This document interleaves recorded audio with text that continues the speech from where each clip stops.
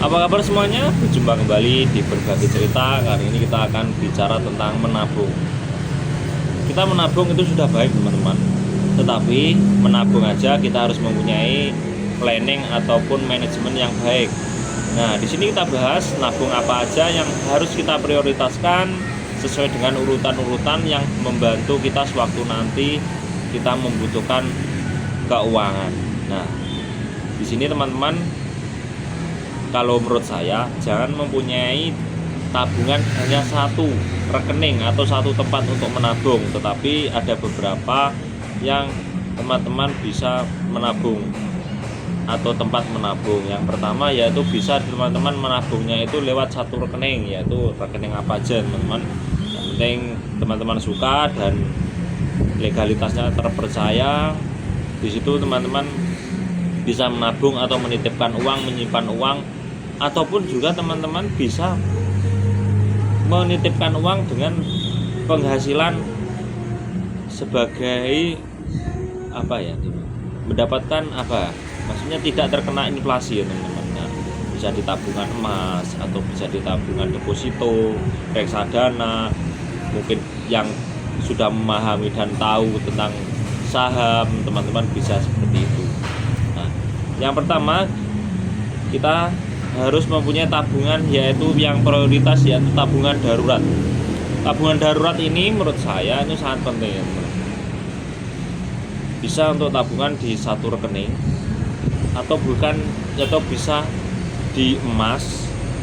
Kalau saya lebih condong ke emas menurut pendapat saya. Nah, emas. Dan di sini teman-teman menabung sekarang itu emas kan mudah. Beli apa aja kita bisa 10.000, 5.000 pun juga bisa. Tabung aja, walaupun kita itu minim, lebih baik kita menabung. Sewaktu misal kita ingin beli cilok dengan harga 5.000, nah karena kita ingin menabung, kita tunda aja beli ciloknya. Sewaktu nanti kalau sudah ada pemasukan lagi, hari ini kita 5.000 belikan untuk cilok, tapi untuk beli emas. Nah, emas darurat ini teman-teman jangan diambil kalau benar-benar tidak darurat atau ada suatu kejadian. Tapi semoga teman-teman dalam perlindungan dari Tuhan Yang Maha Esa, semoga kita baik-baik saja dan jangan ada apa-apa ya. Ini hanya tabungan untuk menjaga-jaga kalau sewaktu-waktu ada darurat. Darurat itu banyak sekali macamnya, mungkin bisa sakit, bisa kehilangan sesuatu hal yang sangat penting untuk buat kita kerja atau dan lain-lain. Nah, terutama itu kesehatan. Jangan sampai kita itu tidak menjaga badan atau kesehatan, akhirnya kita sakit, akan mengurangi tabungan. Di sini teman-teman bisa, kalau bank itu tidak ada kartu ATM-nya atau mungkin buku tabungnya disimpan yang tepat, yang jarang kita terlihat tapi tempatnya aman. Nah, di situ kita akan berpotensi untuk mengambilnya itu kecil. Atau mungkin bank digital yang teman-teman sukai atau yang terpercaya, aplikasinya silakan dikunci ataupun dihapus saja, tinggal dikirim transfer seperti itu ya. Jadi ini benar-benar aman dan security supaya kita tidak bisa mengambil. Yang kedua, tabungan harian teman-teman. Di sini teman-teman bisa tabung apa aja. Mungkin kalau dari pengalaman saya, yaitu kita mempunyai tempat wadah seperti kaleng atau tabung lainnya, kita masukkan di situ setiap hari 2.000 atau 5.000. Pokoknya semampunya aja. Nah, nanti kalau sudah teman-teman terkumpul banyak, bisa dimasukkan ke tabungan harian.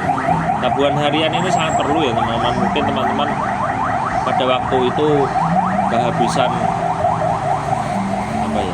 kehabisan pulsa, yang biasanya pulsa ada tapi tidak ada, itu bisa diambil teman-teman. Mungkin ada iuran untuk apa itu mendadak, itu juga bisa diambil. Tabungan harian ini sangat membantu teman-teman di waktu untuk membutuhkan keuangan.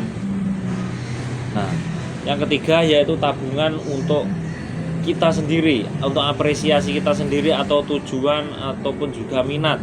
Nah, kita harus juga mengapresiasi diri kita sendiri. Mungkin kita akan ingin membeli gadget yang dekat-dekat aja. Gadget ini kan karena sudah 3 tahun, 5 tahun atau selebih, tentunya kan akan memerlukan pergantian. Atau mungkin teman-teman suka editing atau dengan game berat yang untuk tujuannya cuan, membutuhkan media HP.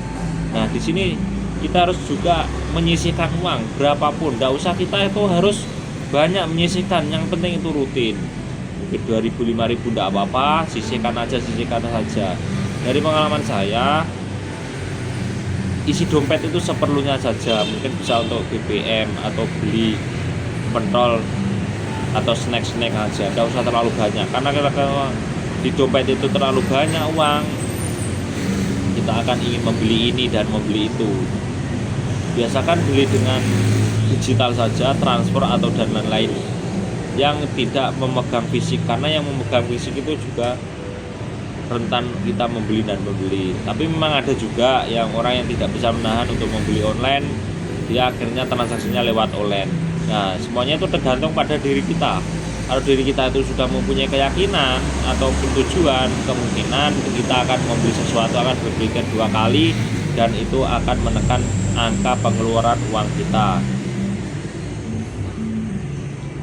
Selain HP, kendaraan juga. Sekarang itu kendaraan roda 2 atau roda 4 sesuai kebutuhan masing-masing itu sangat diperlukan, karena untuk transportasi dan untuk mobiling kesana kemari mencari mata pencarian. Nah, di situ juga kendaraan itu sangat penting, apalagi kalau ada kerusakan itu kan pasti, karena suatu barang yang digunakan itu nantinya akan juga rusak. Kalau tidak mempunyai tabungan, kita akan kesulitan untuk memperbaikinya, karena suatu hal seperti mesin, elektronik dan lain-lain yang mempunyai teknis ataupun apa ya namanya, mesinnya pokoknya itu, kalau kita tidak segera perbaiki, mungkin bisa akan merembet dan dananya akan lebih membengkak lagi.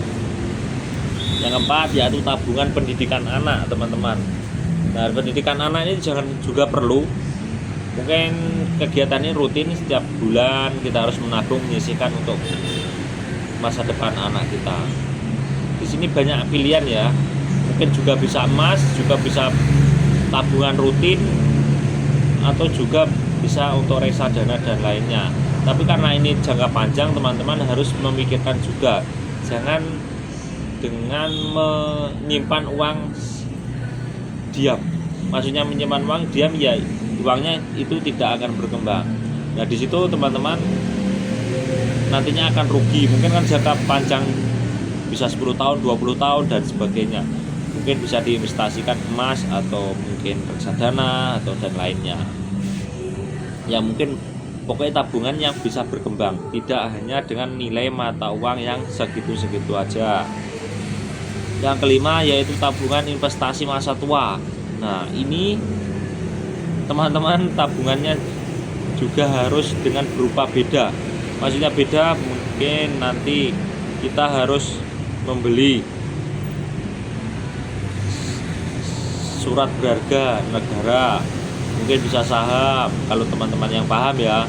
Kalau yang belum paham mungkin bisa lainnya, bisa beli tanah, rumah, ataupun juga emas atau material yang lain yang mungkin tidak tergerus mata nilai uangnya dari waktu ke waktu dan zaman ke zaman. Mungkin bisa kalau mempunyai tanah kosong, kita tanami tanaman, mungkin bisa kayu sengon laut, atau mungkin tanaman yang berbuah seperti kelapa, durian, pokoknya yang mau menghasilkan produksi dan kita bisa jual. Di situ mata nilai atau pemasukan kita bisa menambah itu. Nah, di situ teman-teman harus paham, untuk tabungan jangka panjang pensiun kita harus bisa mewujudkan atau merupakan sesuatu hal yang nilainya tidak terkikis. Nah, di situ teman-teman mungkin bisa untuk referensi tabungan apa yang harus kita dahulukan, prioritaskan untuk masa depan kita dan keluarga kita. Sampai jumpa di video selanjutnya. Sampai jumpa. Salam sehat untuk semuanya.